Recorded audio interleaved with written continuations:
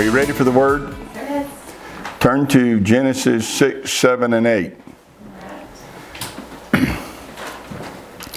Last Sabbath we read a lot of verses from Genesis 7 and Genesis 8 that gave us time stamps concerning the flood.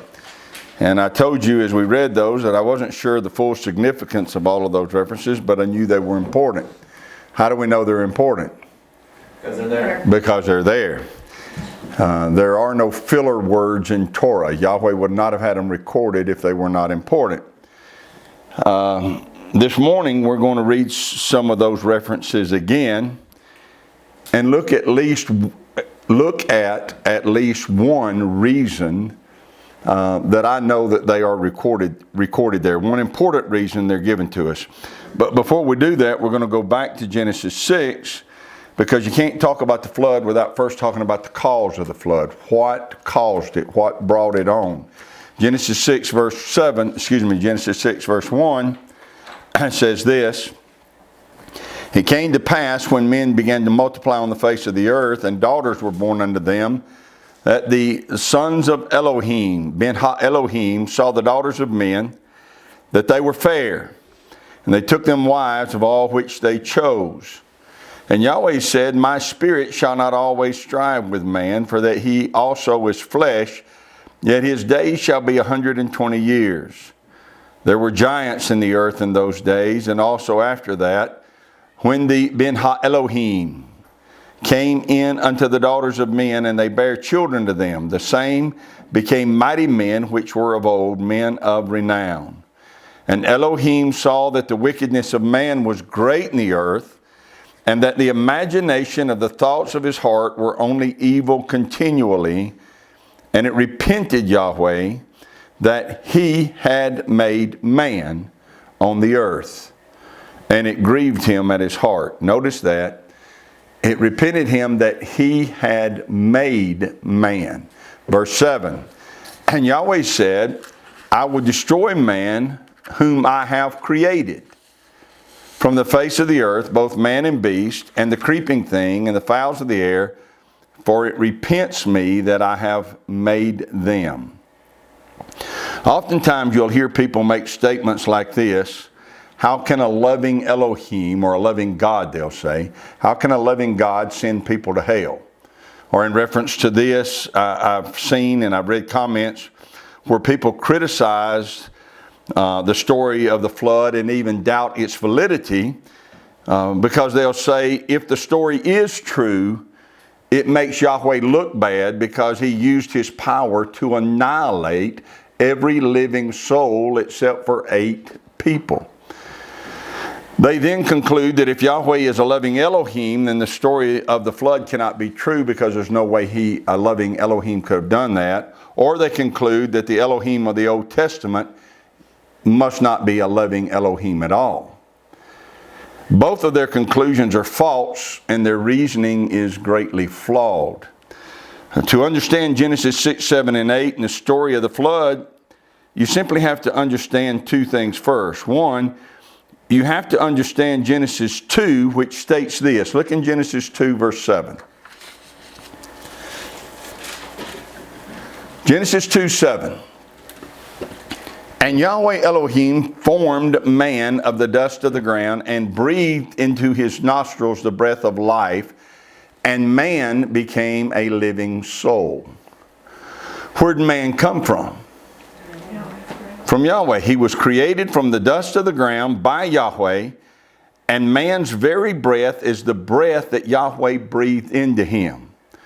So the destruction of the world and its inhabitants makes sure that this point is made. When you get to the point where the earth is going to be destroyed, the world's going to be destroyed, mankind is going to be destroyed, in Genesis 6, twice we're told that Yahweh destroyed man whom he had made.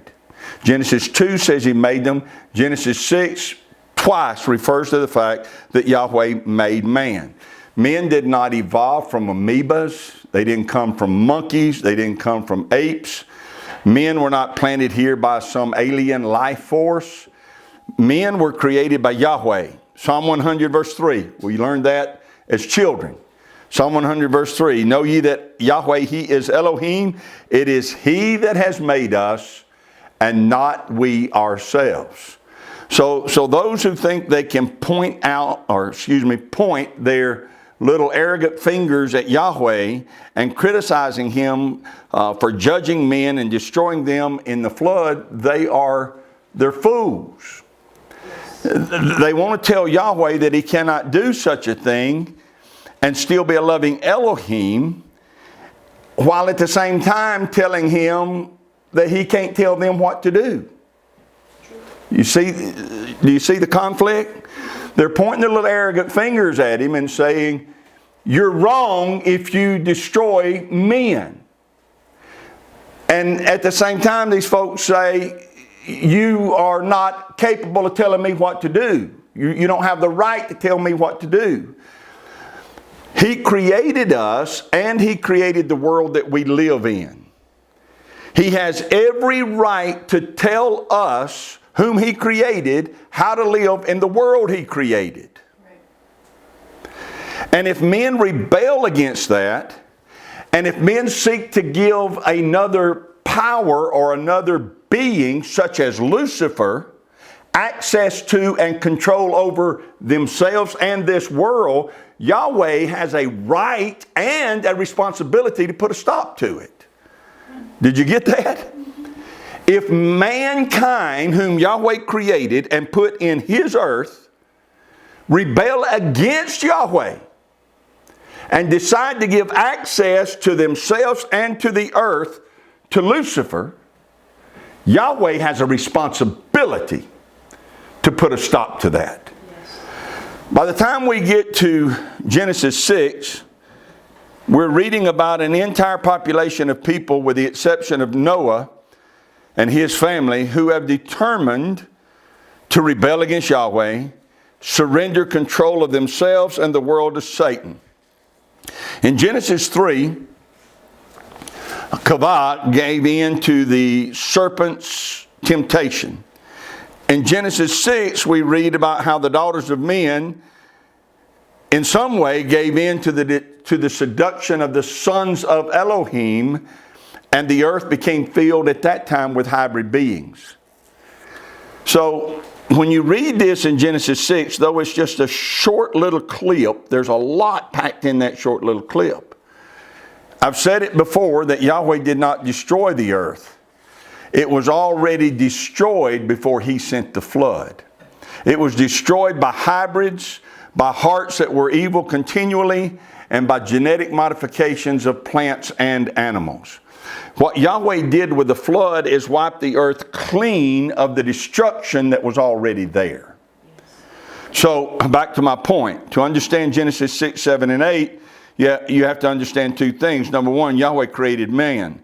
And because He did create man, He therefore has a right and a responsibility to require things of man whom He placed in the earth that He created. Number two, if a man is destroyed in a flood or in hail or in a final judgment that is yet to come, it is never because Yahweh rejected them. It is always because they rejected Yahweh. They rejected their Creator. You cannot reject Him and then cry foul when you have to answer for your arrogant, rebellious nature. Yes. The flood came because man, whom Yahweh made, rejected Him, and they were hell-bent on allowing Lucifer to take over control of the earth. That will never be allowed. Never. We're not, you understand that we're not going to one day live in heaven? If you believe that one day we're all going to live in heaven, then you have gotten your theology by listening to too many country songs and too many gospel quartets. If you read your Bible, you'll find out we're going to live, rule, and reign here. We're not going up to the New Jerusalem. The New Jerusalem's coming down here. Let's move on. Genesis 7. Let's read these references that we looked at last week. I said that to say we need to understand we're going to live, rule, and reign here. the earth is never going to be Satan's. Yahweh will not let him take control of this place. He will stop it every time. No matter how many times man might try to surrender control to Lucifer and take control, Yahweh's not going to allow it. He will wipe it clean and establish his kingdom on the earth. Your kingdom come, your will be done on earth as it is in heaven. All right, back to Genesis 7. Genesis 7:6. Noah was 600 years old when the flood of the waters was upon the earth. That's pretty specific, isn't it? Yes. 600 years old. It's going to get even more specific. Chapter 7, verse 11.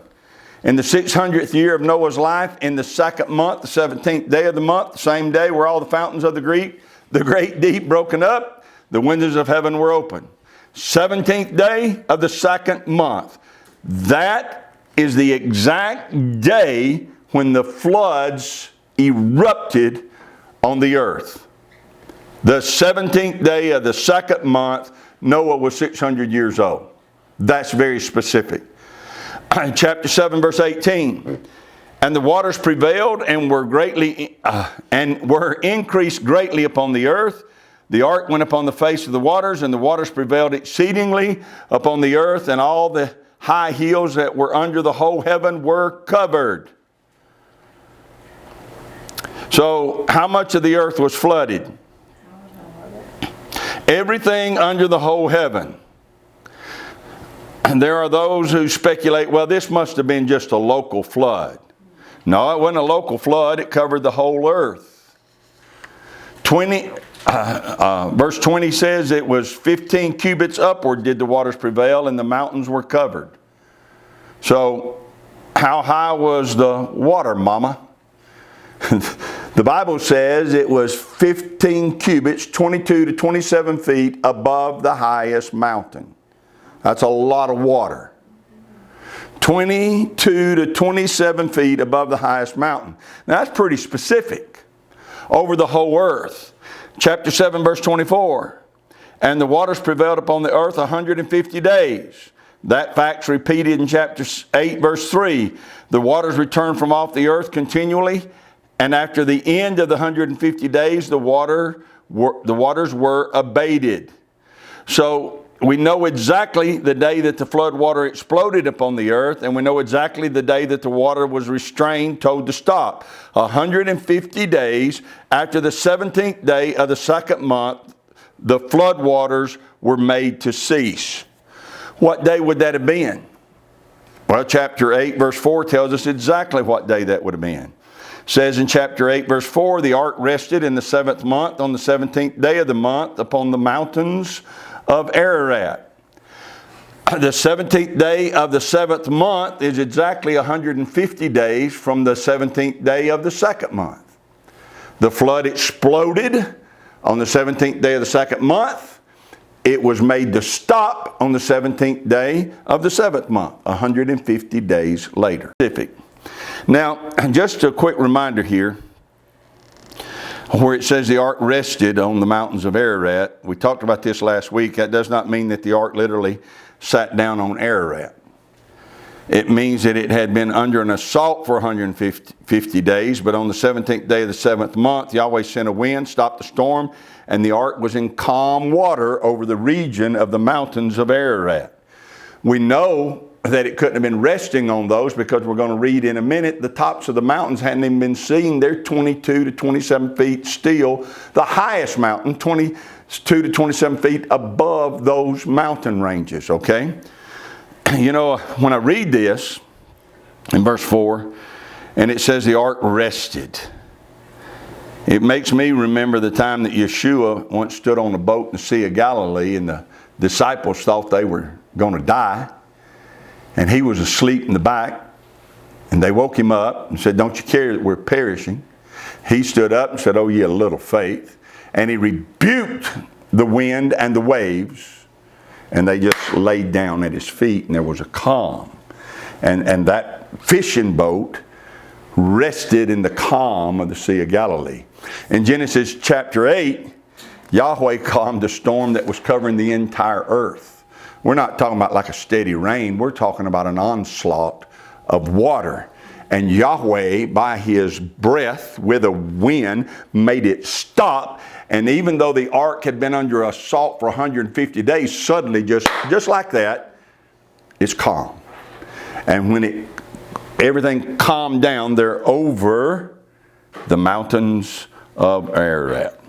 Let's look at another time marker. Chapter 8, verse 5.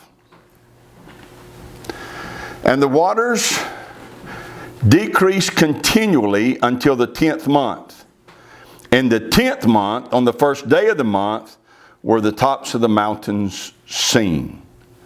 So this is how we know that the ark did not rest on Ararat. It's still possibly hundreds of feet below the water. On the 17th day of the 7th month, it rested, but it's not resting on. It's resting over. Okay? That Hebrew word can mean on or over. It's resting over. It's the 10th day in the 10th month and the first day before you can even see the tops of the mountains. Chapter 8, verse 6. And it came to pass at the end of 40 days that Noah opened the window of the ark which he had made. 40 days later, he opens the window, sends out a raven, sends out a dove. That would have been somewhere around the 10th day of the 11th month. According to Genesis 8:10, Noah waited 7 more days and sent out a dove again. According to Genesis 8:12, he waited 7 more days and sent out a dove again. And then for the climax of this amazing journey, we read this in verse 13, chapter 8. And it came to pass in the 601st year, in the first month, first day of the month, the waters were dried up from off the earth, and Noah removed the covering of the ark and looked, and behold, the face of the ground was dry. Does anybody remember what that word dry literally means? We talked about it last week. It means it was destroyed. He beheld the face of the ground, and it was dry. He did this on the first day of the first month. Again, that's not January the 1st. That's the month of Abib. Chapter 8, verse 14.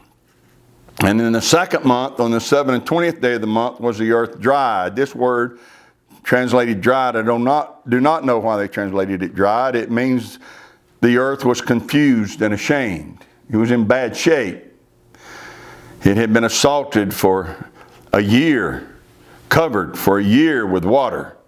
So on the 27th day of the second month, Noah was told to disembark from the ark. Here is, at the very least, one thing that all of these time markers reveal to us. And that is, the flood was an actual event that took place. Here's what I mean. This story is not an allegory. It's not a parable. It is the narrative of an event that actually took place. This story does not begin with once upon a time. This story does not begin with in a faraway land long, long ago. We're given specific time markers so that we would know it literally took place at a specific time in history. The world scoffs and says there's no way that Noah could have gotten all of the animals on the ark. Well, he didn't have to get all of the animals on there.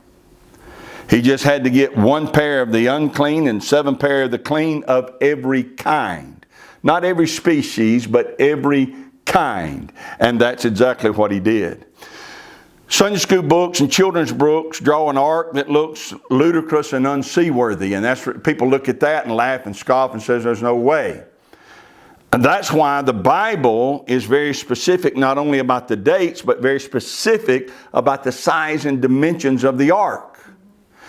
It's both huge and seaworthy, built according to Yahweh's diagram. Okay? There's a full-size replica of it located in Kentucky.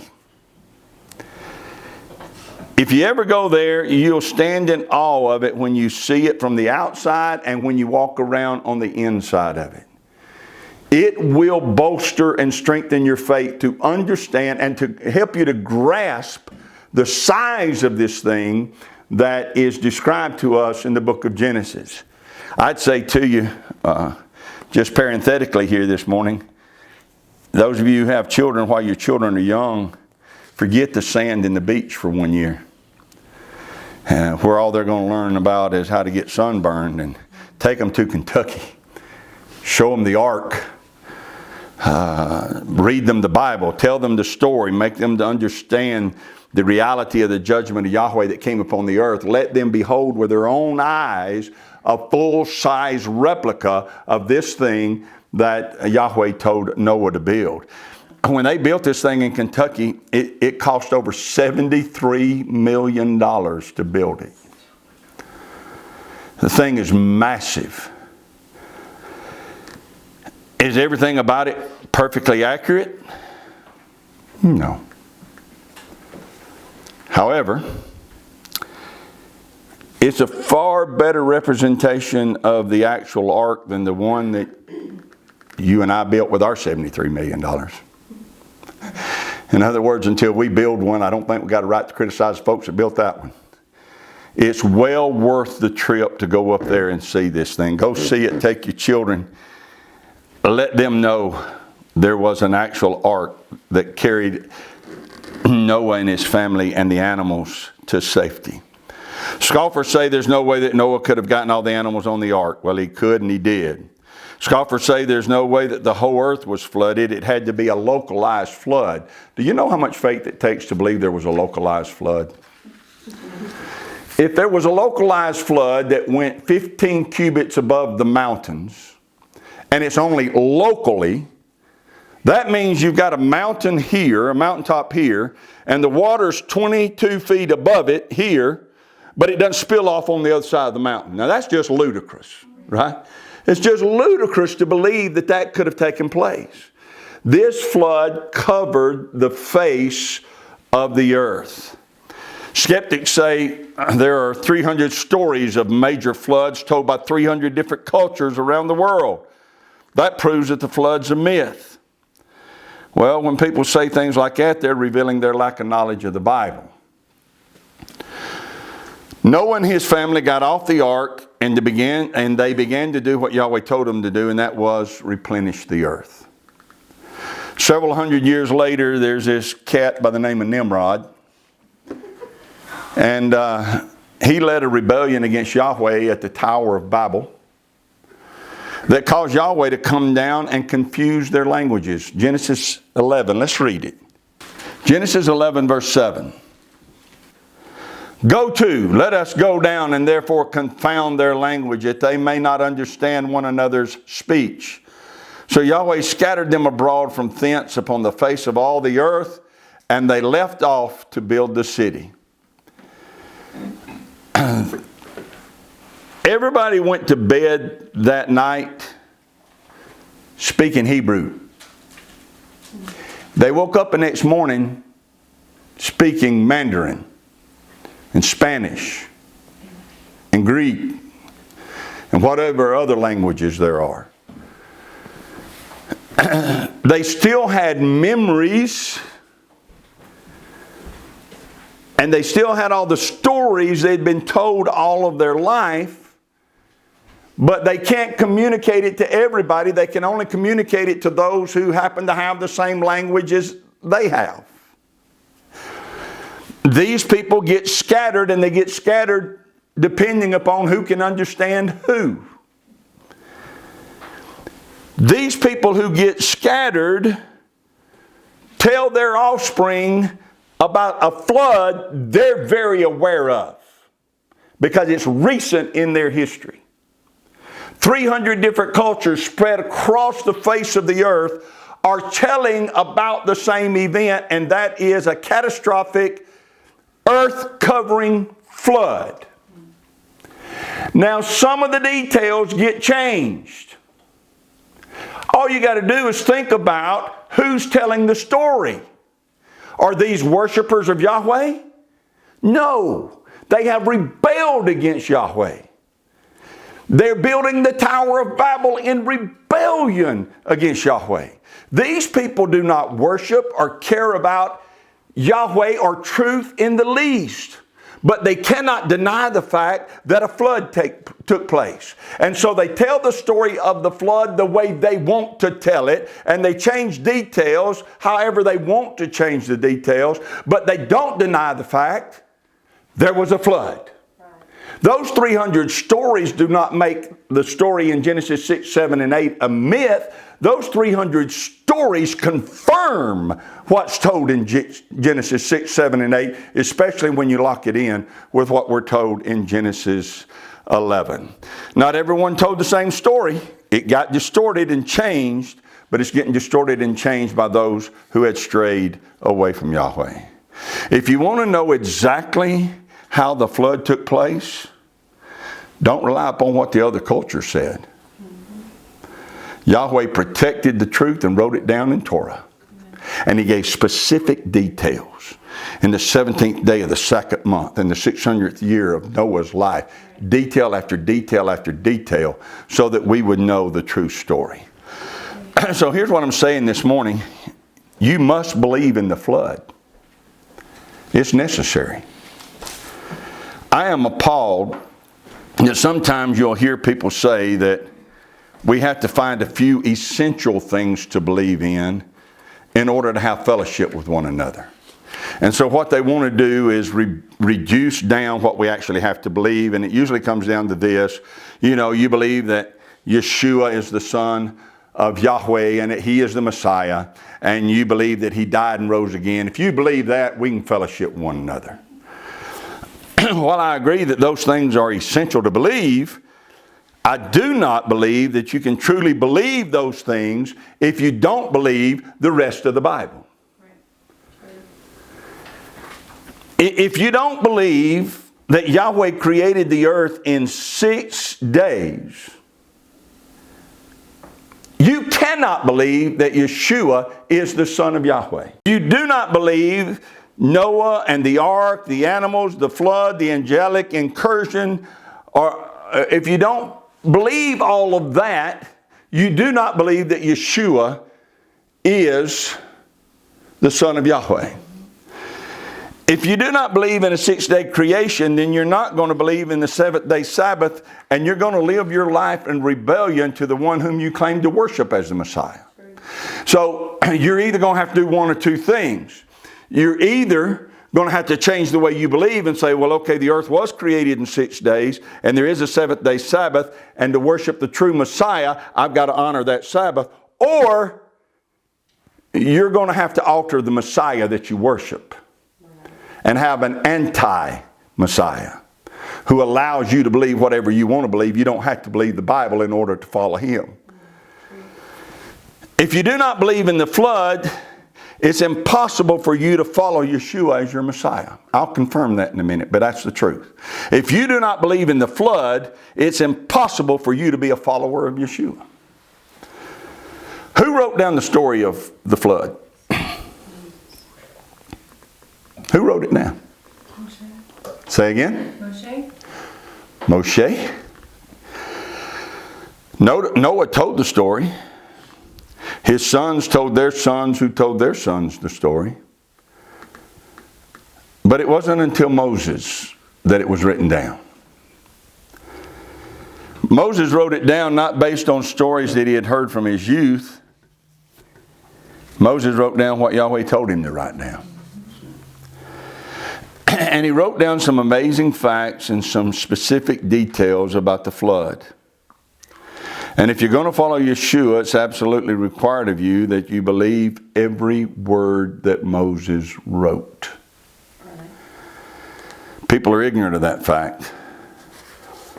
A person cannot believe in and follow Yeshua and have doubts about some of the things that Moses wrote down, such as the 6-day creation, such as the flood, such as an angelic incursion where hybrids were created, such as Sodom and Gomorrah, such as the Red Sea splitting, such as the earth opening up and devouring Korah, such as manna being on the earth for 40 years. If you do not believe every word of what Moses wrote about those things and other things, you will not believe in and follow Yeshua. You can say some prayer where you pretend to make Him Lord and pretend that you're saved. You can attend church every week and pay tithes and sing and shout and wear Jesus t-shirts. But if you do not believe every word that Moses wrote, you will not believe in and follow Yeshua. That's not my opinion. It's a fact that Yeshua stated Himself. John chapter 5. If you haven't marked this one in your heart and in your Bible, you need to mark it.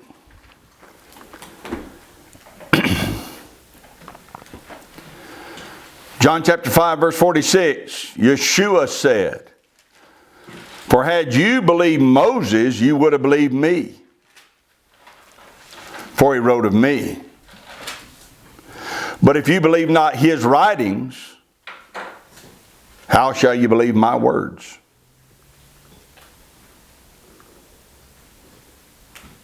If you believe not his writings.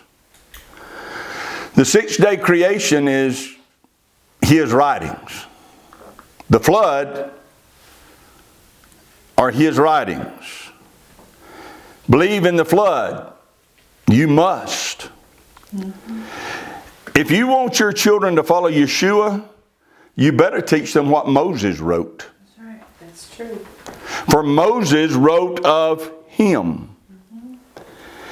And if they will not believe Moses' writings, they will not believe Yeshua's words. So you got to teach them what Moses wrote and teach them to believe the validity of the things that Moses wrote. It's true. We're given specific time stamps through Genesis 6, 7, and 8 so that we'll know that this was an actual event that started on the 17th day of the second month and that it lasted for 150 days and that Noah was 600 years old when he got on board and 601 years old when he walked off the ark on the 27th day of the second month. There's no room for those who will follow Yeshua to doubt any part of this story. I don't need scientists to give me their opinion as to whether it's possible or not that the earth was flooded. I don't need to see the fossils of sea creatures on the highest mountains or in the driest desert to believe that the flood actually took place. I don't need Yahweh to speak to me in a vision or for Yeshua to appear to me and personally tell me that it happened in order for me to believe that it happened. All I need to believe that the flood took place is to read the writings of Moses. He wrote it, and the Messiah that I serve said, believe his writings. Right. He didn't say, well, Moses wrote of me. Now, he wrote a bunch of other stuff I'm not too sure about. No. He said, if you can't believe what he wrote, you're never going to believe what I say. Right. That's clear as it can be, right? Sure. So to Yeshua I say, I do. I believe the writings of Moses. I know I'm not this morning trying to convince you to believe the flood. I know that you do believe the flood took place. But I am trying to reaffirm for us what we already know, and that is how important the writings of Moses are. When you see people start discounting things like 6-day creation and the flood, then it's no big leap for them also to start discounting things like dietary laws and other commandments found in Torah. And once they start doing that, then they get over into the Gospels. And because they're no longer believing what Moses wrote, it's not a big leap for them now not to believe what Yeshua said when he said, do not think that I came to destroy the law and the prophets. Not one jot or tittle will pass from the law till they're all fulfilled. It'd be easier to move heaven and earth than for one jot or tittle to pass away. People don't believe that. That's true. And the reason they don't believe it is because they quit believing what Moses wrote. That's right. Yahweh bless you and keep you. Yahweh make his face shine upon you and be gracious to you. Yahweh lift up his countenance upon you and give you peace. As his name is put upon you, so shall he bless you. Hallelujah.